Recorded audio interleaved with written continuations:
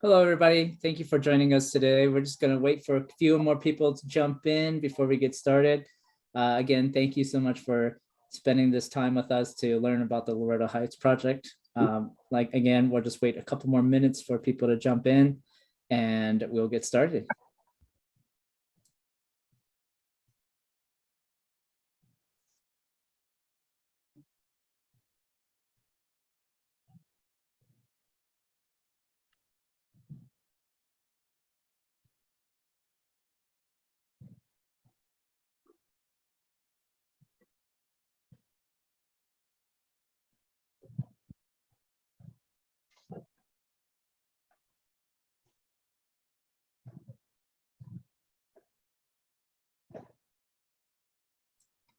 Just going to give this another minute, wait for a few people to join us, and then we'll get started here pretty shortly. We got a lot of updates today. We're excited to share a lot of news with you. So just give it a couple of minutes and we'll get started.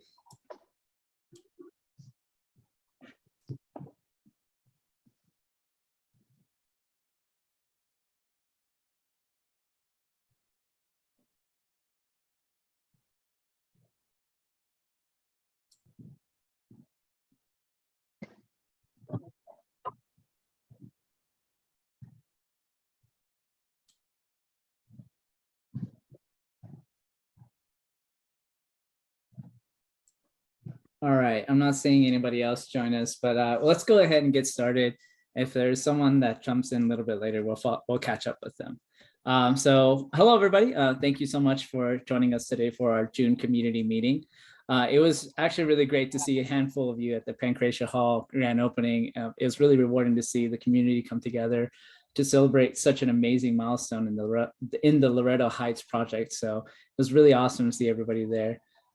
Before we get started tonight, I'd like to pass it over to our Councilman Flynn to provide updates on District 2. So with that, Councilman, go ahead and take the mic.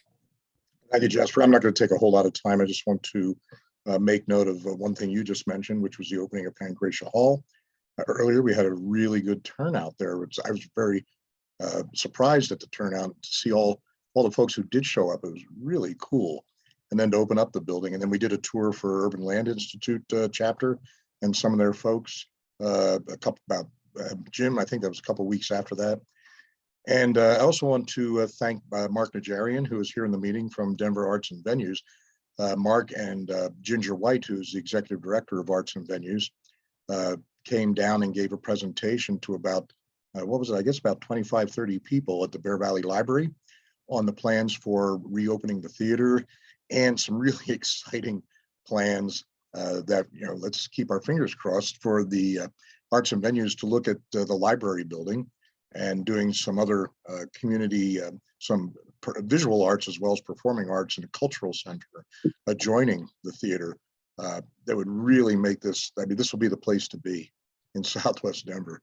So with those few notes of thanks, Jasper, I just turn him over to Mark Rukevich to do his thing. Thank you. Well, good evening, everyone. Mark Rukevich here. It's good to see everybody that's joining us. Like past meetings that we have had, we're going to keep our presentation short and allow the community to ask questions. So if you do have questions, feel free to type them into the Q&A and Jasper will help us. If we need to promote you up for a discussion, I think the number of community members on tonight are light enough that we can promote you up and have a discussion if necessary. As in past meetings, if you have any questions, use the QA function at the bottom or the chat. And like I mentioned before, we'll be happy to entertain all questions. So kind of getting into the presentation for tonight, we always like to start with the master plan of Loretto Heights, just to familiarize everybody. We will talk a little bit about the landscape, some renderings that we want to share as we're making progress on some of the landscaping ideas. There is a project update. We have a guest speaker. His name is Chris Muley that we'll introduce later. And then I'll do a quick construction update as far as where we are with the construction activities on the site, and then we'll move into Q&A. So we'll just jump right into it with the landscaping. I would like to just do a quick update on the Grand Lawn and what we're calling the Memorial Park.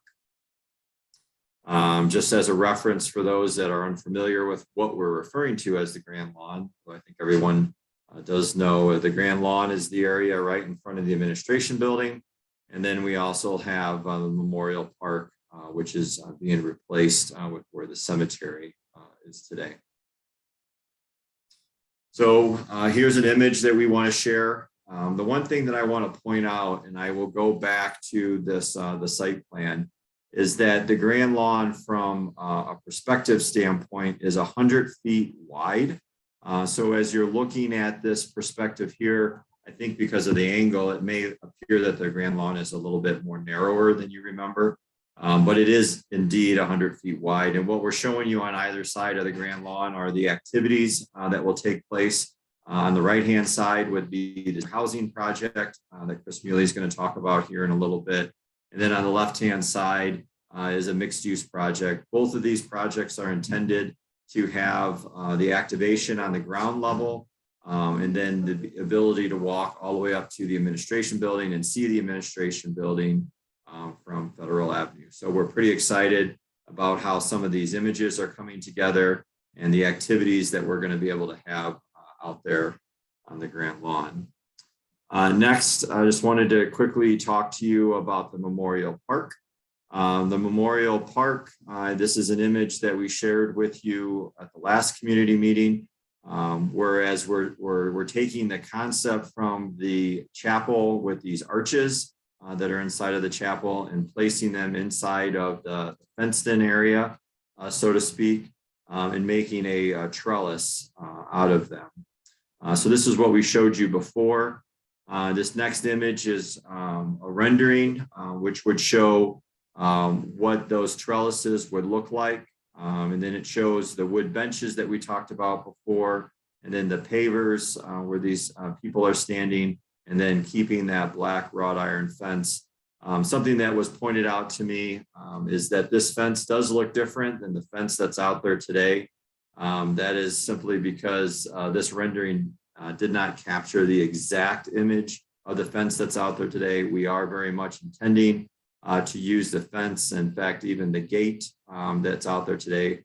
But we're also showing here some proximity to the Loretto Heights Park, which is across the street on Irving, back over here, and then some preliminary elevations of what Thrive will be building, which would be adjacent to this Memorial Park. And if there are questions on this, we can certainly come back to them later. So with that, I'm also going to turn this over to Chris Muley. Chris is the organization through an entity that they have called Loretto LLC that's proposing to do a senior housing project.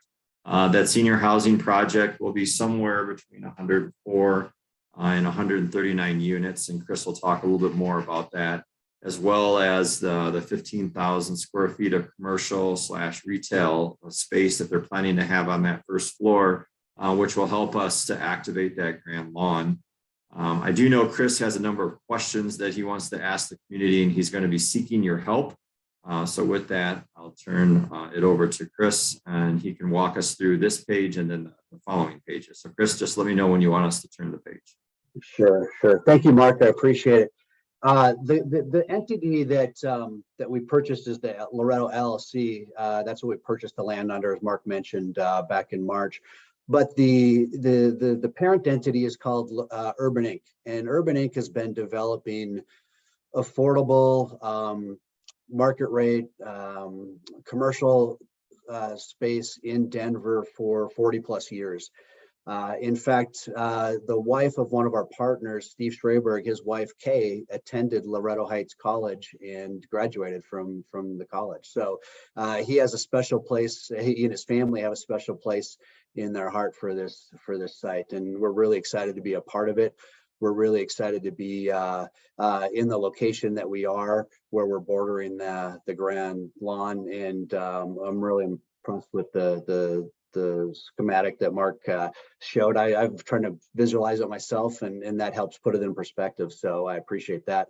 Mark, you can go on to the next slide, please. So this is, we've looked at a couple different site concepts, and we're leaning towards a site concept that has 139 units, 24 2 bedrooms, 115 1 bedrooms, and then the commercial space and community space for the residents on that first floor bordering the Grand Lawn. And we've been charged by Mark and by the city to get that Grand Lawn activated, and we'll be looking for input from the community for that. I'd love to have some folks in the community that may be on this call, or if you know some other folks that might be interested to contact me in the next few days. We'd love to get a committee together. We've tossed around a lot of different things. One of the things we're thinking about is potentially a daycare in that retail space that's kind of on the right there that Mark has shown. We actually have space to the west there where that parking lot is to put in a playground if we decided to go with the daycare there. So we're exploring all different options here, and would love to get community input on what exactly the community would like to see there, and we'd love to get that as quickly as possible. So if you're interested, please reach out to me, call me, email me, and I'd love to put together a committee and get some folks together to talk about that. What's on the next slide, Mark? Is there something else on the next slide? This is just kind of a schematic, a site plan of what our floors would look like. We'd have 3 floors of residential units above the first floor of commercial and retail and community space. And our plan is to have a deck patio overlooking the Grand Lawn that the residents can utilize, and maybe have a garden out there, or lots of different options. We're still exploring what all those may be, but that's kind of what the residential units would look like for the project. I think that's all I have at this point, Mark, and I'm open to questions after the presentation's over. And again, please call and email me with questions as well. And if you're interested in being part of a committee to get some community input on the site and our commercial space.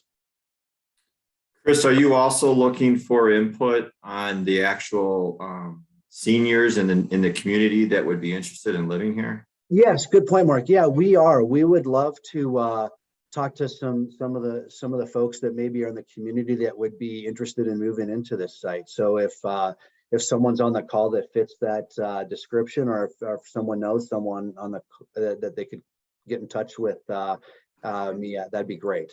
We'd love to hear from people in the community that are interested in moving into this building when it's all ready to go.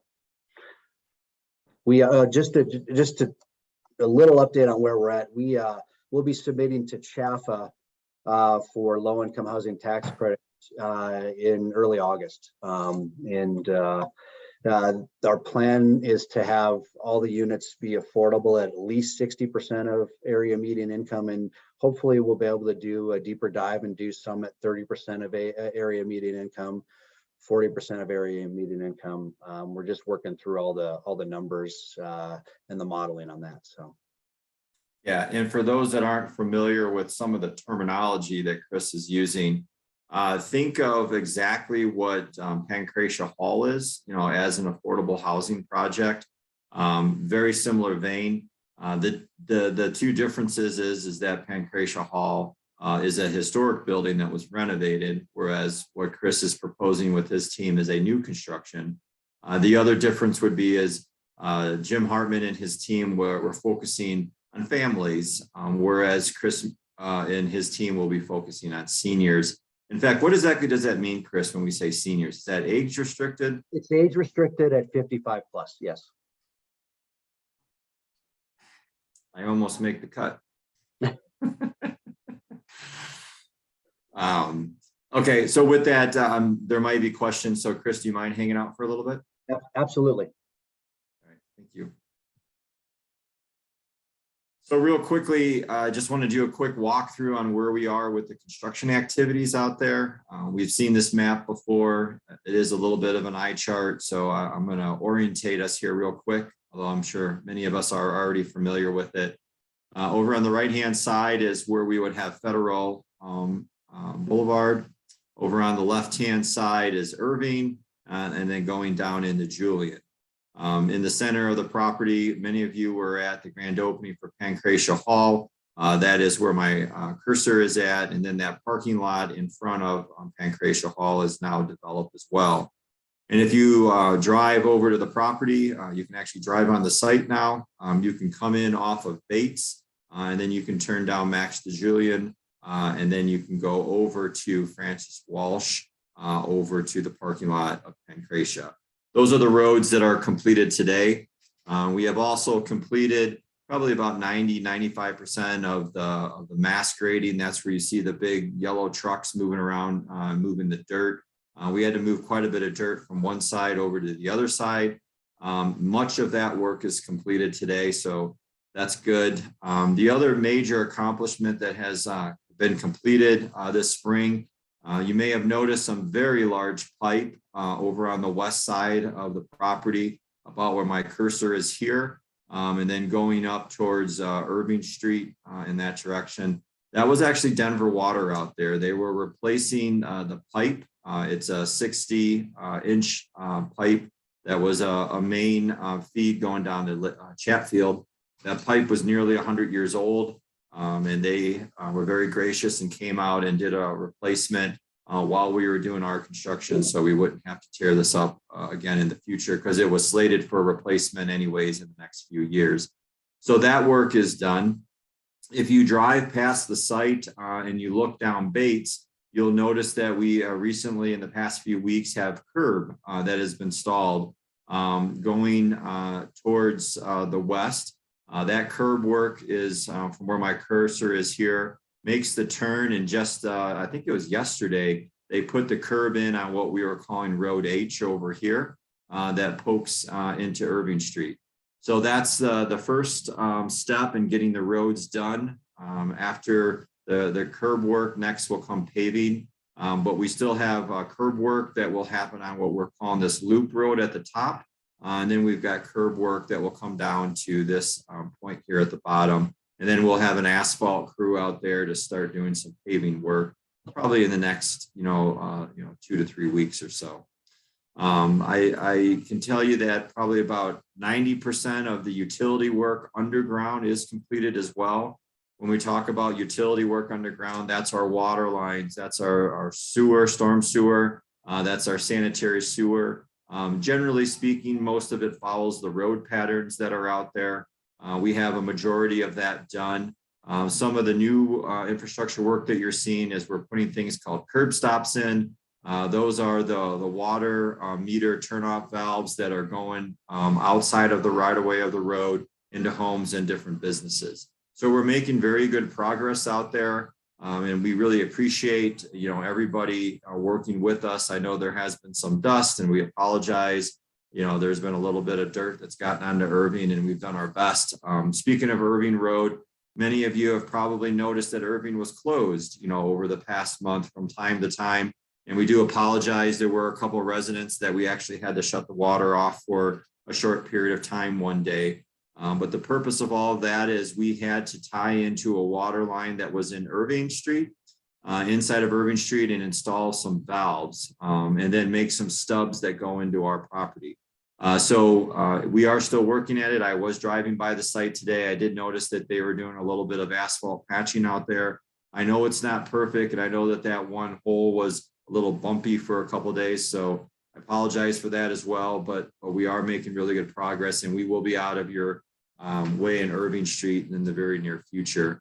But we will have to come back into Irving Street when we tie in with Road H. That's where that pedestrian crossing is coming across, but that will be later on this summer. Another big activity that you're going to start seeing happening, many of you may recall that we did a big demolition project when we took down 2 of the dorm buildings, one of them that was attached to Pancratia Hall, which was Marion, and then Walsh, which was up closer to the cemetery. We do have another demolition project that we just finished the abatement work on. over in the pool building. The pool sits at the bottom of the hill over here. It was determined that we weren't keeping it. There was a tremendous amount of asbestos and materials that we had to deal with.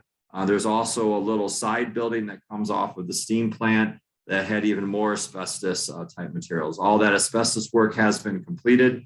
And I believe on the 23rd or sometime next week, you're going to see heavier equipment move in, and we are going to be taking down the pool building. One of the interesting things that we are doing with the pool building, though, is there's some really cool glue lamp beams that make up the barrel roof of the pool building. We are going to be salvaging some of those beams, not necessarily in whole, but in pieces. We are not planning to reuse them structurally, but we are planning to reuse them throughout the property for landscaping pieces that we're going to be doing. Some of it will wind up in the quad. I know that Grand Peaks was asking us about, their ability to reuse it. So we are going to be reusing some of that material, and you will see that happen. It'll take about 2 to 3 weeks for that building to come down, but it will be completely gone by the end of July. I think that's a general update as it relates to the construction activities out there. I'm sure that there'll be some questions, and I'm happy to answer them. I think, and that's where we are as part of the presentation, Jasper. So, yep, there we are. Okay, great. So, That's. Oh, go ahead, Mark. You had something? Nope, I was just going to say, feel free. We do, for the community's benefit, we do have Councilman Flynn on the line. Jim Hartman is also on the line if there's any questions as it relates to Pancratia Hall. Mark Najarian is also present from Denver Arts and Venues. And then I believe, Brad Wilkins is on the phone as well. And he is with Thrive Homes. Many of you have heard from him in past conversations as well. So we are happy to take any questions, and those that I can't answer, I will certainly pass it off to the expert on hand. Thank you. Awesome. Thank you, Mark. I think there's a question from Margaret that actually follows up really well with the construction update that you had. Her question was, is it required for the entire site to have sewer pipes, water, etc. before any buildings are erected? Or can this be done in stages? Yep, it's a great question.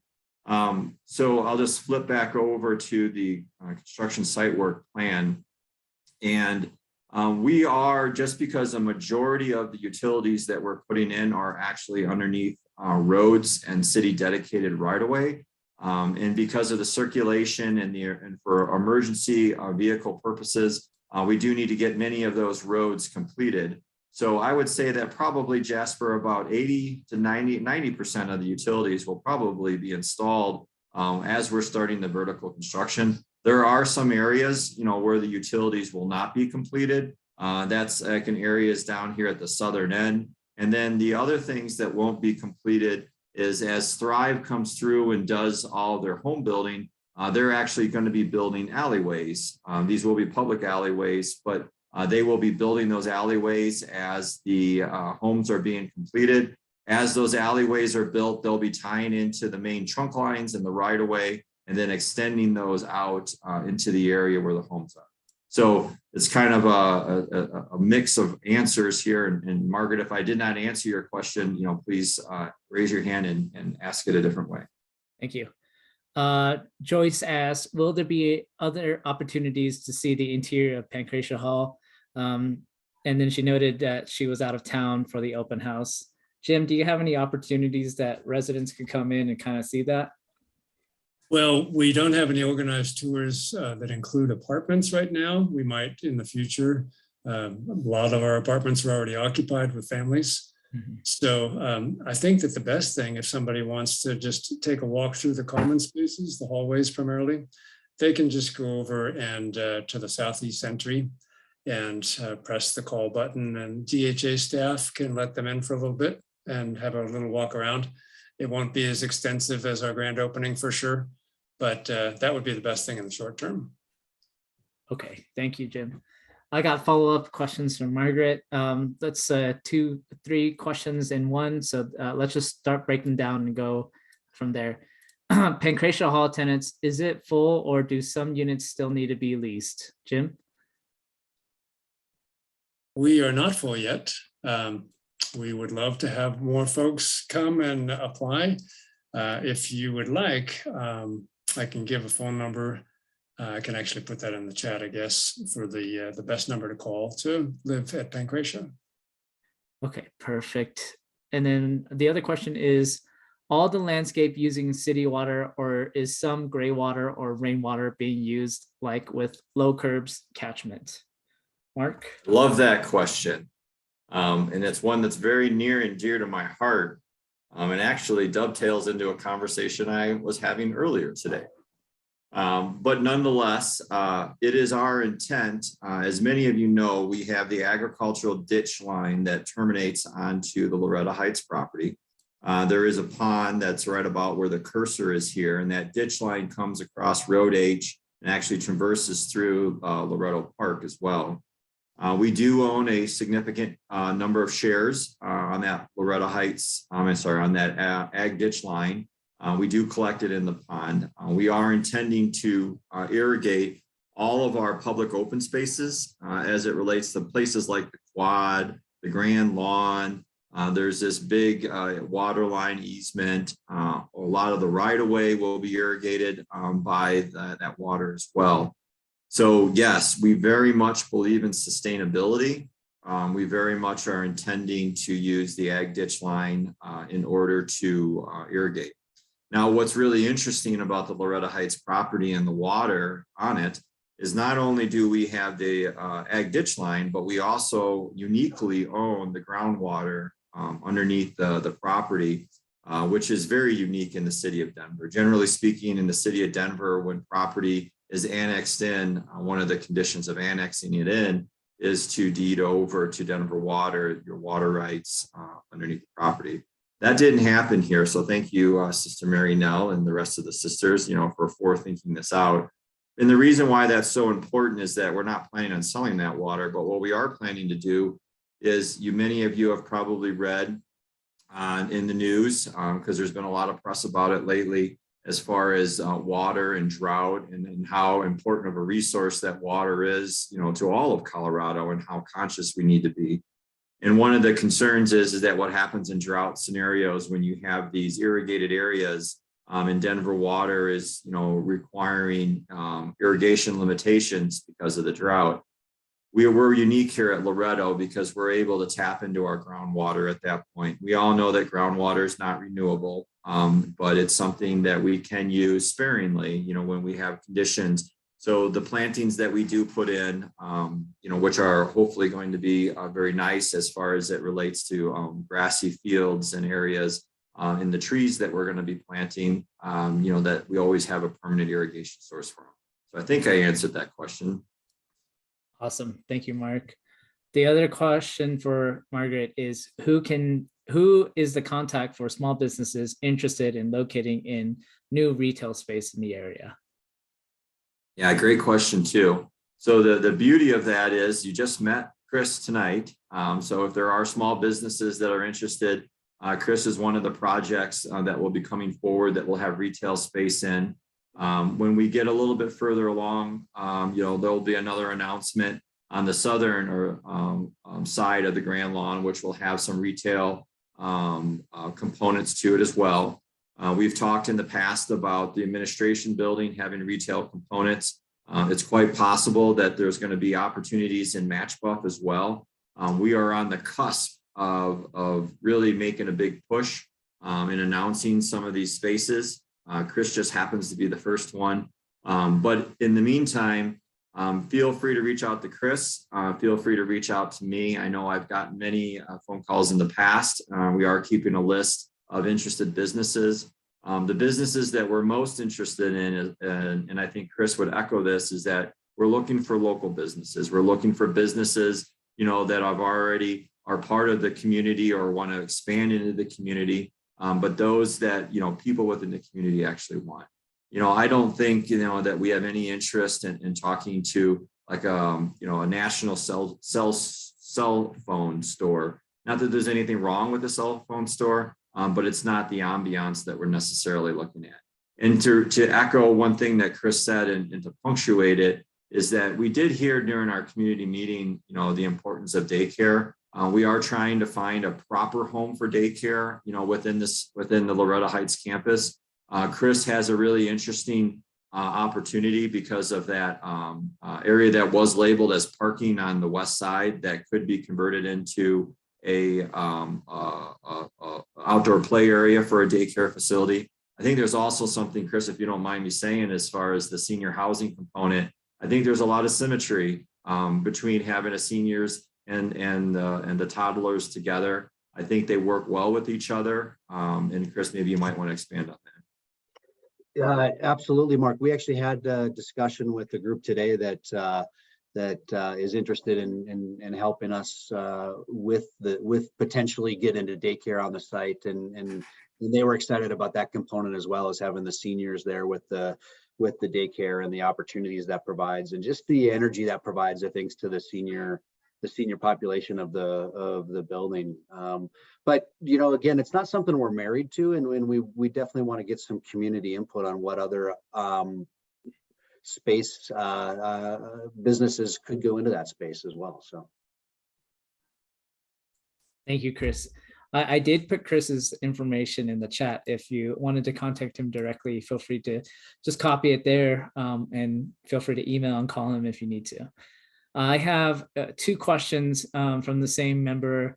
The question starts with the comment. I remember last year you mentioned that you'd be buying hundreds of trees. When will we start seeing them show up? And then the second follow-up question to that is, what is your plans for the diseased elms along the fence line? Yeah, great question. Yes, there will be hundreds of trees that we will be planting.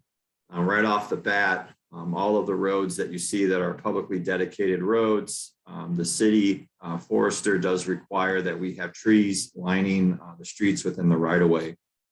So when the roads are completed, and the other component of it is the adjacent construction is completed, then we will start planting the trees and doing the landscaping. There will also be trees planted in the open spaces that we have throughout the project, and we're still working on some of those designs. The first design that we shared or have been sharing with you is around the Memorial Park area. You saw a bunch of those trees in that rendering that will be coming in. I believe those are going to be crabapple trees, if I remember right, flowering but non-fruit bearing. Those will probably be some of the first trees that you'll see planted at Loretto. And the reason why we wait until the construction is done is, well, first of all, we've got to have a road there and sidewalks in order for the trees to be planted around them. But secondly, there's some pretty heavy construction that needs to happen for the vertical side of the equation. And we can plant the trees and try and be as cautious as possible. But when you're doing heavy construction around little trees, generally speaking, the little trees don't win the war against the yellow equipment. So we want to make sure that when we plant the trees, they have the greatest chance of success. So it will be a little while yet before you see a majority of the trees go in, and that's just simply because we will plant them, after the construction is completed. Thank you, Mark. Yeah, just to echo that, you're just providing the best environment you can for the success of those trees. So that's fantastic. I have a question. This one's going to you, Chris, from Sister Marinelle. Could Chris take a little more time with the slides to speak about the senior housing and the retail/commercial floor, giving a bit more detail? Sure. The way the property slopes, we actually will have a podium style entry into the building and into the parking level on the north side from Cornell. And it's just a function of the way the property slopes there. We don't have a lot of other options on how to access that site. And then below that, our plan is to have a subterranean level of parking that will have even more spots. And we don't have that slide here today, but and that is the intent. And there's a possibility that we'll be working with Mark and his team and have some of that parking on that lower level available to the overall site. So that's something that we're still working on. building costs are skyrocketing, so we have to play that game a little bit and see what we can build and what we can't build. So we're working through the financial modeling in that regard now. As far as that first floor goes, yeah, we'll have access then to the retail. The retail will be able to exit out onto the grand lawn, and as well as we'll have our office space, our entry for our apartment building, our senior building, and then we'll have some community space for the residents and a gym as well on that first floor. And all of those spaces will have access out to the grand lawn as well. And then we'll have elevators in the middle of the building that will access the 3 stories of living space for the residents. And as I mentioned, then the residents will have a second floor deck there overlooking that grand lawn. But I anticipate that they'll also have wonderful views of the Southern Mountain Range from that deck and from the units that face south on the building itself. In the building itself, there'll be sitting areas for the residents on each floor, and each unit at this point we're anticipating to have balconies. They're going to be efficient units. CHAFA requires us to do a green certification, energy efficiency certification that we're excited about. And I don't have a lot to say about that yet, but Energy Star appliances, anything that we can do to conserve and use as little energy as we can in these units and in the building itself, we'll be exploring as well. I don't know if I have any other specifics I can say at this point. We're still working on our designs. We don't have any unit interior designs or anything like that at this point, but we do want to get the community input on that retail space, and we're open to whatever the community is looking for. And we are excited about the daycare option, but again, it's not something that we're married to, and we'll look at other options as well. Awesome. Thank you so much, Chris. We'll follow up with the community once we have better ideas of what that space will look like. Yeah, and I'll plan. Yeah, sorry to interrupt. I'll plan to be on more of these meetings and keep the community updated on kind of our direction as well. Fantastic. Thank you so much, Chris. I have a question from Margaret. Can Thrive share the actual designs of their buildings now? Brad, is that something we can share? I think we're making the final tweaks to both the 2-story and the 3-story townhomes. So if it's okay with you guys, I'll just bring it next time. And I think that'll be kind of the more finalized design. I think also it's important to say that while the outside of the building is really important to everybody, and these are going to be beautiful buildings, we've been crunching the numbers in the back, and I think we're nearly 100% committed to being able to do all electric homes here for the first 118 townhomes, and then all of those would meet the LEED Platinum status. So we're pretty excited to be able to do that too. Awesome. That sounds really good. Awesome. Stay tuned, community. This next question is regarding the cemetery. Is the design of the cemetery trellis a final design decision, or is that proposal open to ideas? And then the follow-up to that, is there an input process for this design? Mark, do you have any comments on that? Sure. And that's why we're presenting it at a community meeting and showing you what our thoughts are. And again, this is a rendering, and so what are the thoughts? I guess this is the opportunity for the community to give us feedback. Okay. If you have any comments on that, go ahead and add them to the Q&A right now. I'll just go ahead and read them off about your thoughts on this design here. We'll just take a couple of minutes here.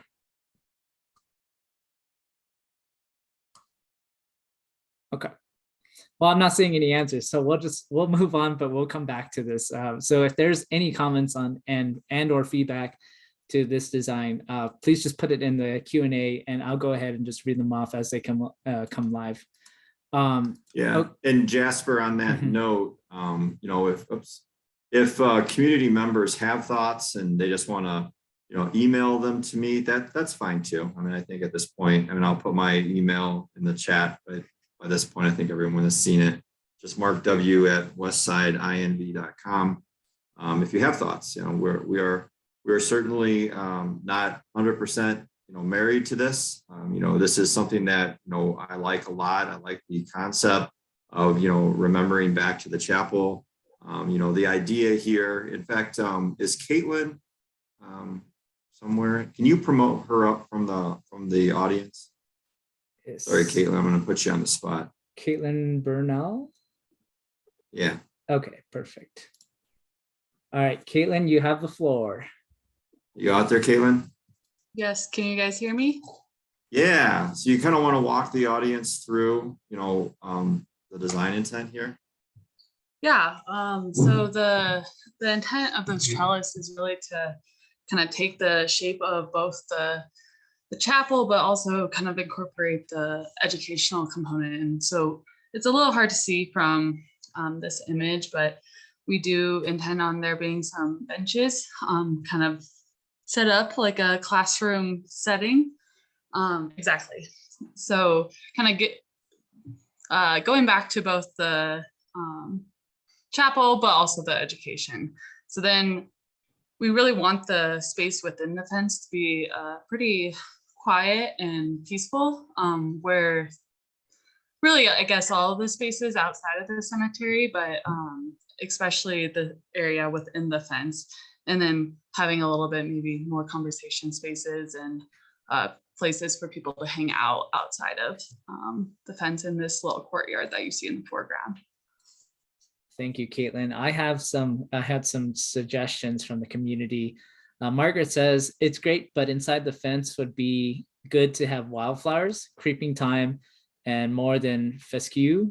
Guadalupe says, thought the sisters that are going to be ex-immune would have their names like on a granite or a concrete. And then Sister Marinelle kind of echoed that in that she would like to see a memorial to honor the 62 sisters, the sisters and lay staff who served for many years. So those, if you want to comment on those, Mark, anything would be, that'd be great. Yeah, it's hard to illustrate a lot of names of very important people in a rendering. But yes, we absolutely intend to somehow remember those sisters that were laid to rest here. We also think it's a unique opportunity to broaden the opportunity, to broaden the horizon as far as other important figures, to Loretto Heights history here as well. I was having actually a conversation with somebody today that could potentially help us, with the carving on a granite stone, so to speak, or a granite wall, or however we're going to incorporate it as a memorial marker, so to speak. But so that is definitely in place. So for those that were asking that question, there will definitely be name recognition, and we're open to conversation or suggestions to all the names that you think that might be important beyond the sisters. Another idea, that we've been floating around with out here that's also hard to illustrate in a rendering like this, is we have a unique opportunity to do something with the pavers, that are in front of the memorial park. Is there a way, that maybe alumni, if they want to, have their name carved into a paver and then the paver laid down, there might be an opportunity to do some sort of a fundraiser for something else that might be important to the project or to the history of the campus. So there's lots of ideas like that we certainly want to incorporate. Hard to put in a rendering like this. But if you do, again, have ideas that you'd like to share, please, email me and let us know. And if you have ideas about the plantings and whatnot, we certainly want to hear about those too. And by the way, these benches over here, these are actually will be reclaimed wood from some of the trees that were removed for the development project. In fact, I was just actually talking to the site development manager, Ted, earlier about those today. They have been cut into squares. I'm not sure there's a terminology he was blocked, I think he was calling it. And they are being kiln dried, so then they can be cut into the dimensions that we actually need for the seating. And there will be using, wood from those trees in other parts of the project, but I just wanted to specifically point out that those benches will be reclaimed wood. Awesome. That's a good. Oh, go ahead, Caitlin. I was just going to add to what Mark said and kind of respond to some of the comments, but just about the planting, I think we are trying to show some garden spaces within that cemetery, within the fence line.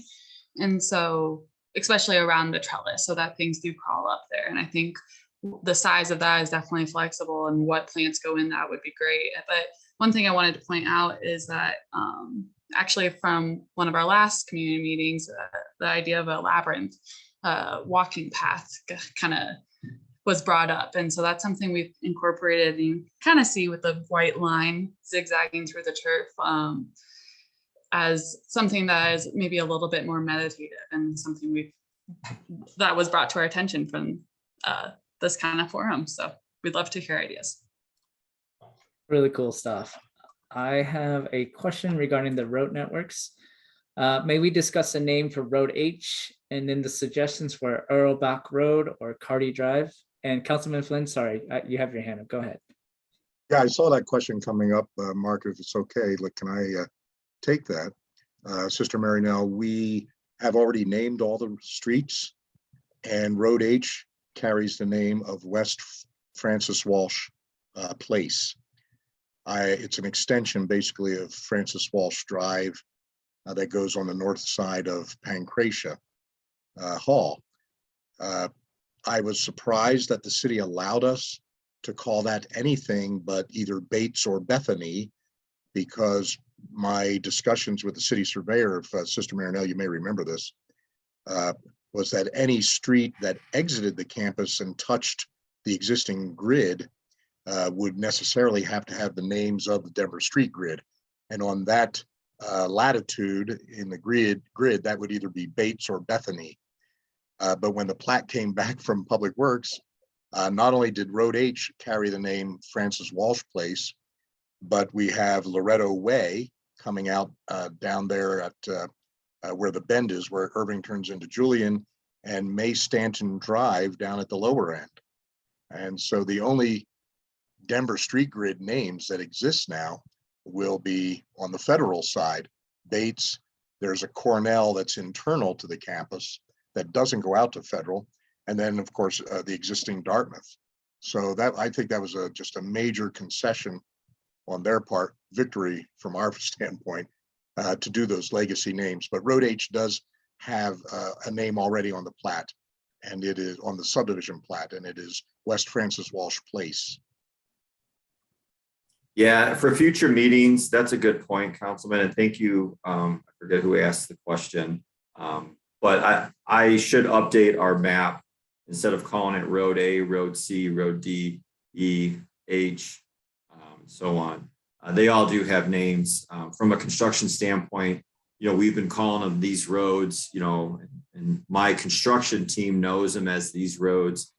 But I do understand the sensitivity and the importance of the actual road names and how hard, Councilman, you fought for us to get those names. So thank you. And we can certainly update the map accordingly. Okay, thank you. The next question is, when will Thrive be replacing the chain link fence along the Amherst side? Mark, do you have an update on that? Yeah, I'll take that one, Brad. So, we have talked about this in the past, and here's the problem that we are running into is when we talk to different people about the fence, there is about 20 different kinds of fences that go along that back stretch. We are happy to replace that fence, but we will replace it with one common fence going all the way across. The issue that we're running into is that we don't have consensus amongst all the different neighbors on what type of fence we would put in there.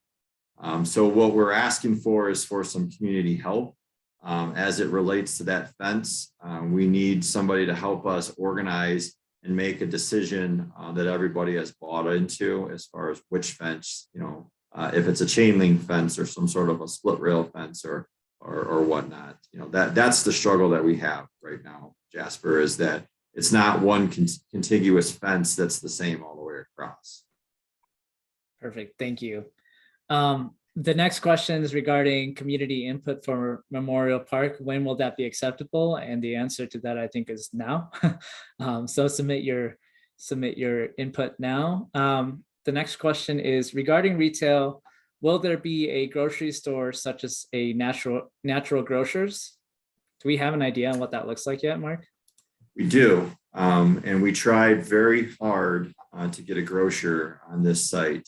And unfortunately, even if we would have gave them the land for free and the city would have offered huge incentives, it would have been difficult to make the deal work.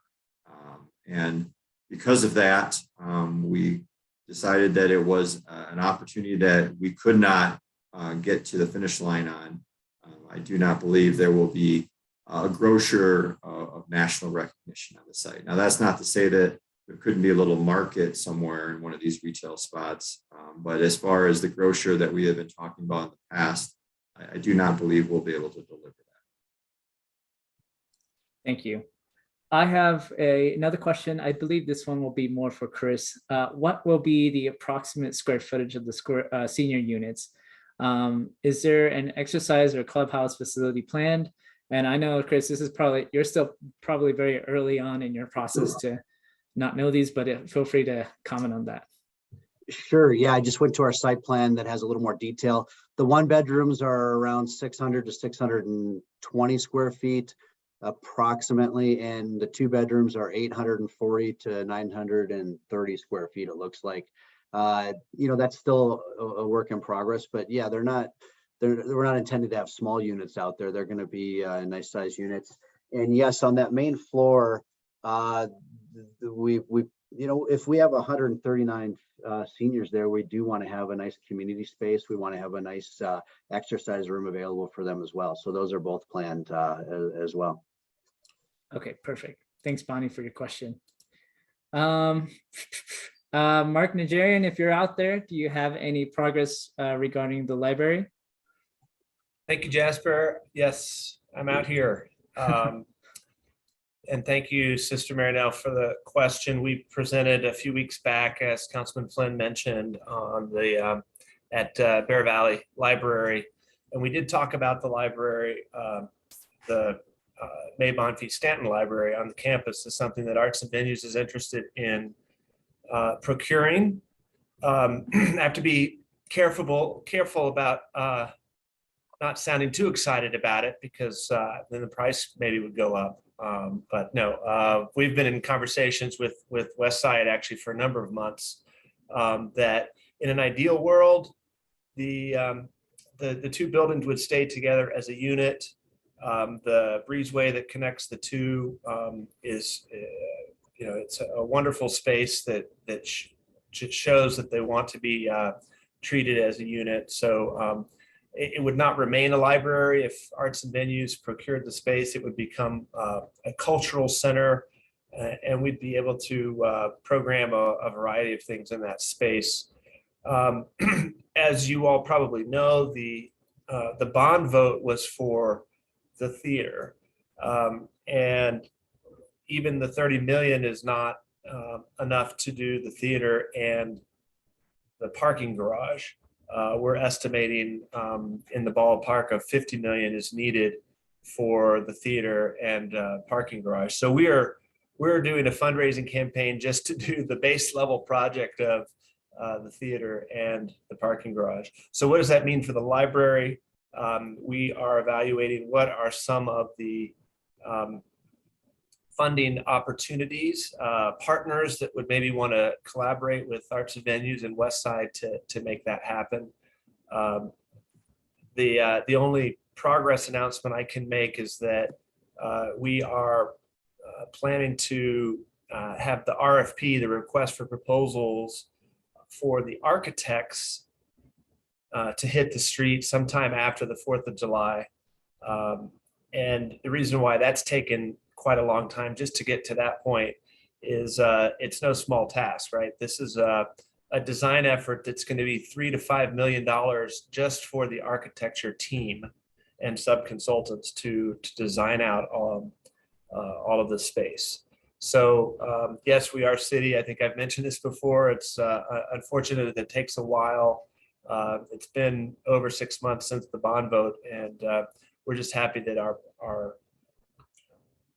procurement process is underway, and that we will be selecting an architect and getting them on board by the end of the year. A decision about the library, I think, is still a couple of months away as we continue to work with Westside, but no announcements just yet. Okay, thank you, Mark. The next question is, when will Thrive be replacing the chain link fence and removing the diseased elms along Amherst side? I think we talked a little bit about that, and it's more of a finding consistency and having that conversation a little bit later down the road. So we'll revisit that once we do have those conversations. I know Chris had a drop, unfortunately, and maybe Mark, do you know this answer? Does each bedroom have a balcony? This is regarding the senior housing. And does one half refer to the number of bedrooms in the unit? So I am going to take a guess. This is just a guess. I'm looking at this. These little indentations are the balconies, and I kind of see them on all the units. So I think there's a good chance that every unit does have a balcony. And what was the other question, Jasper? Does one half refer to the number of bedrooms in the unit? Yeah, so 1 bedroom versus 2 bedroom. Oh, 1 or 2. Okay, I was like 1/2. Sorry about that, Sister Mary. Now I will try to read better. I have a comment from Margaret. Thanks for answering all my questions. We are happy to answer any questions. So thank you for being here. I have some ideas from Mark. Shade would be a good thing, especially from trees. They would create a natural definition to the space. They would create a scene of nature and maturing over time, and a group of trees seem like a good design direction to memorialize the sisters. Awesome. Thank you so much, Mark, for those comments. I have another comment from Sister Marinelle. Thank you, Kevin, Councilman Flynn, I'm guessing, for your advocacy to honor the legacies. Thank you for that.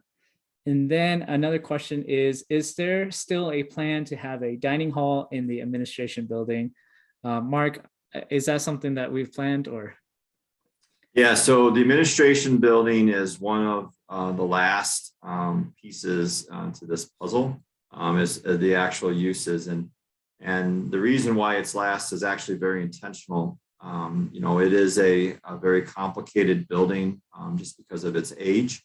It's also a very important building because of its age and its beauty. And what we wanted to make sure of, we were 100% certain what was happening all around it. One with the Grand Lawn, the senior housing that we were talking about, the quad behind it, Matchbook behind it, and Creatia Hall, and everything around it, because, there's only one chance to do the administration building right. As of right now, and all the conversations that I've had, with interested parties and partners, is that yes, that main level would be some sort of a public activated community space, meaning that it would have, a restaurant, micro retail, in spaces where people can generally hang out. Below level, I'm not 100% certain, but it could be, things like community services and health and wellness type things. And then above, could be, things that are either more residential or even commercial.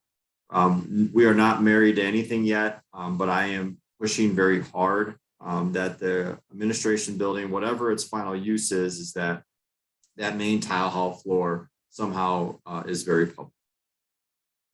All righty, thank you, Mark. We are rolling up on 7 o'clock here. We'll just do a couple more questions and then we'll go ahead and close out the night. Thank you all for being so patient with us and joining us for this particular meeting. I have a comment here from Chris. He just said, sorry, I had to get off, but he gave me his phone number, and I'm just going to paste this again in the chat so everybody else could see it. If you need to contact him, please don't hesitate to reach out to him directly. That is his cell phone that I put in the chat. I have one more question here. How will the chapel be used once the Metro Districts is up and running? Yeah, I'm not sure what the Metro District reference is to the chapel. As of this moment, I'm not certain that the Metro District would have anything to do with the chapel. I don't know how to answer that question, Mark. Maybe you can give me a call tomorrow and we can further elaborate on that, just because we're kind of running out of time here today. Okay, so that was all the questions that we had today. Councilman Flynn, did you have your hand up real quick? Yeah, could I just add to that, to Yeah. Mark Upshaw's question and Mark's answers? I hear a lot from constituents who want to know, what will the chapel be used for? So I know that that weighs heavily on the community's mind, Mark. I have no preconception. I just know that it's one of the most beautiful spaces on the campus, and it deserves a special use, but we don't know what that is yet. But high on my list, definitely. Thank you. Thank you. I do have one more question from Sister Mary now. Would the admin building be appropriate for a religious center or potentially a religious gathering area? And then she commented, Colorado Council of Churches, Denver Interfaith located together since the chapel would be available. Yeah, I mean, we're open for suggestions and ideas for sure. Mm-hmm. Okay, thank you, Sister Mary. Yeah, Jasper, I do have one last comment to make. Mm-hmm. So we have one big go Avs that we got to say. You know, we got the Stanley Cup starting tomorrow. Hope all of you are cheering for the Avs. We haven't had the Stanley Cup here in Denver since 2001. So go Avs. Yes, indeed. Come on, Colorado. We need it. All righty. Well, with that, Councilman Flynn, do you have anything else you'd like to add? And we'll go ahead and close out the night. No, not at all. Just thank you to everybody who continues to attend these meetings. I know we didn't have one for about 2 months, but with things happening there and a lot of balls in the air now with the new, with Chris Muley's senior project, things are getting exciting. So thank you. Awesome. Well, thank you, everybody. Have a great night. If you do have any questions, please feel free to follow up with Mark and us. We're always available via email and phone. So with that, thank you and have a great night. Thank you.